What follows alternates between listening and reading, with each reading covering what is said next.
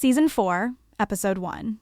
Last season, we built 5 AI native systems: a RAG system, an agent platform, an inference service, vector search, and a gateway. 5 systems, each doing its own job, all up and running. This season, we switch angles. We stop building new systems and ask a question that stings more. The ones you already built, how do you make sure they actually work and keep working? First question, and the most basic one. How do you even know they're right? And worse, you tweak a prompt, swap a model, it quietly gets dumber. How do you catch it the moment it happens? With regular software, this is easy. You write a unit test, assert the output equals what you expect, red means broken. But AI is different. Its output is open-ended and non-deterministic. Paris and the capital of France is Paris are both right, but a rigid equality assertion kills the second one. So you need a different set of testing tools. This episode, we build that set. An AI eval system. Bottom line, it's still that test pyramid, except at one seam, it's got a bit of AI on it. Let's take it apart first. An eval system is just 4 parts. A dataset, which handles what you test. A metric, which handles how you count something as correct. A judge, which handles who decides when you can't compute it. And a gate, which handles whether this change ships. Of these 4, the only one that's actually AI is the judge. It uses another LLM to score. The other 3 are all old craft you already know from writing tests. And the hard part is all in those 3. How to pick the metric, how to set the gate, how to keep the dataset clean. 4 demos, one at a time. First one, and the star. The metric ladder. How do you judge whether an answer is right? The most direct way is exact match. The string has to be identical to count as right. Problem is, real answers come in endless variations. I took 20 answers, 11 of them truly correct, and tried 3 rungs of metrics. Exact match. Precision looks perfect, but recall is only 27%. It called 3/4 of the correct answers wrong, just because they were worded differently. 1 rung up, token F1, which looks at word overlap, is a bit better, but if your answer shares only a few words with the reference, it still misses. Higher still, semantic similarity, which embeds each answer as a vector and compares distance. Recall jumps to 100%, catches every reworded one, but it grows a new problem. Revenue rose and revenue fell, 1 word apart, but the vectors are really close, so it calls them a match, and precision drops to 73%. See what's happening? No single rung works everywhere. Exact match is precise, but blind. Semantic is sensitive, but easily calls wrong things right. You pick the metric by the task. Short answers, use exact match or F1. Open-ended answers, you climb 1 more rung and bring in a judge. This isn't nitpicking. If you really use exact match to evaluate a support bot that gets 90% right every day, and the Eval reports it's terrible, you'll go fix something that isn't broken. Flip it. If you take the easy road and only look at semantics, then deadly opposites like issue the refund and no refund get waved through, and you ship a model that'll enrage users. Pick the wrong metric, and it's not that the score looks bad, it's that you push hard in the wrong direction. Second part, the LLM-as-judge. This is the one and only piece in the whole thing that's actually AI. When no metric can compute it, you ask another LLM. Answer A and answer B. Which one's better? Sounds clever.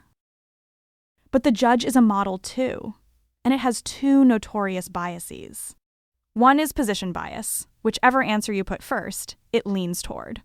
One is verbosity bias. The longer the answer, the better it thinks it is, right or wrong. I tried it on 300 answer pairs. Run it once, and agreement with true quality is 80%. Looks okay. But I flipped the order of every pair and ran it again. Out of 300 pairs, on 116, the winner changed. In other words, nearly 40% of the verdicts came down to who stood first.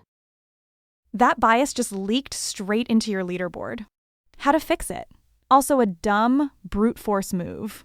Every pair, judge it forward once and backward once, and only keep the ones where both passes agree.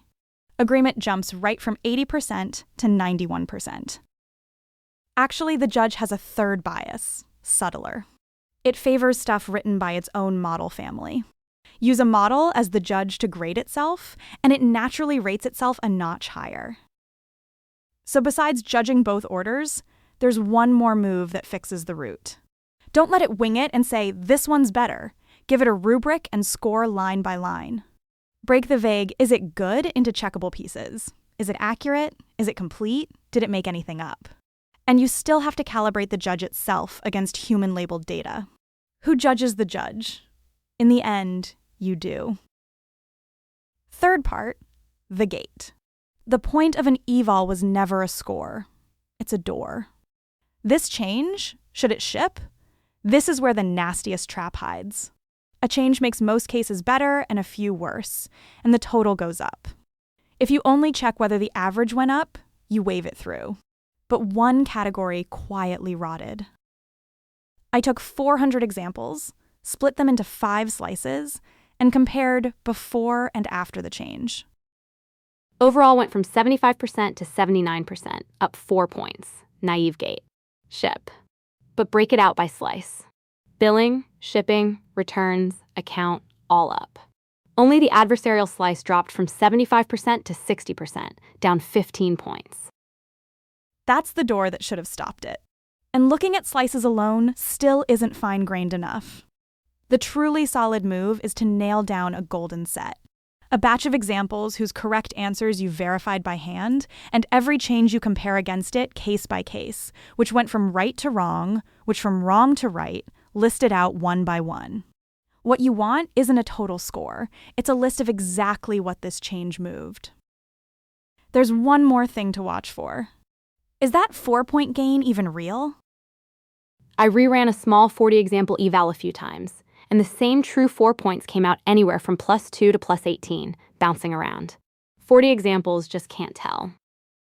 This eval gate, plainly, is regression testing plus a little statistics. Fourth part, and the deadliest. The dataset. The metric ladder, the LLM-as-judge, the per-slice gate from before, all of it is wasted. The moment your dataset is bad. It lies to you 2 ways, and both hide inside that final score where you can't see them.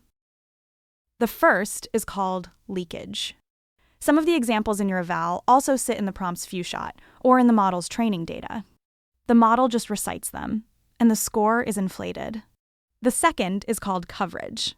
Your eval is all easy questions. The score looks nice, but the really hard adversarial inputs. The ones that blow up in production. You never tested it all. I took the same model and estimated its level 4 ways. Its true production accuracy is 74%. But the eval with 35% of its examples leaked reports 84%. The easy-only eval reports 89%.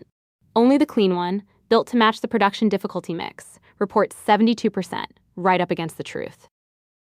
Which number you believe comes entirely down to which dataset you fed it.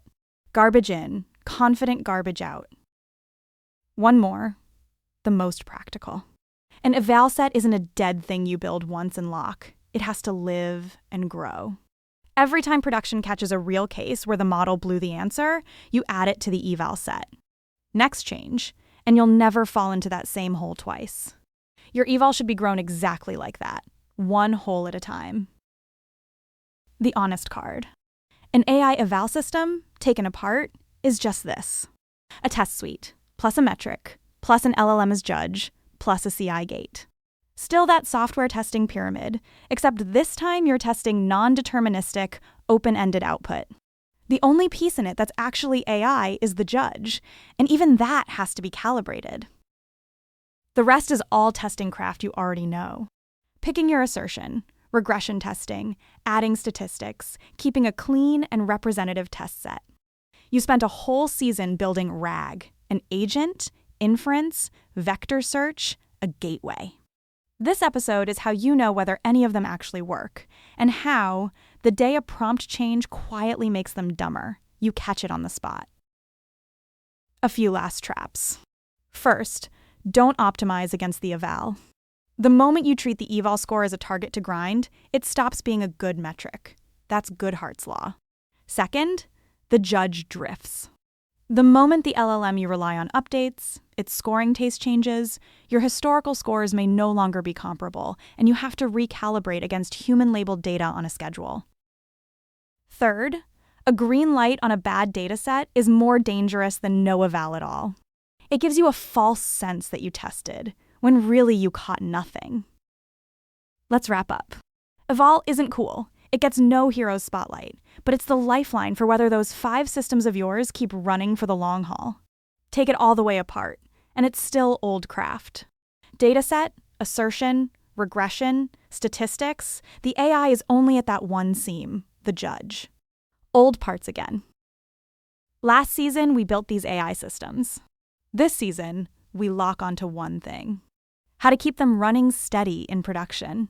Evaluation, observability, safety, fine-tuning, one at a time. Season 4 is just getting started. See you next episode.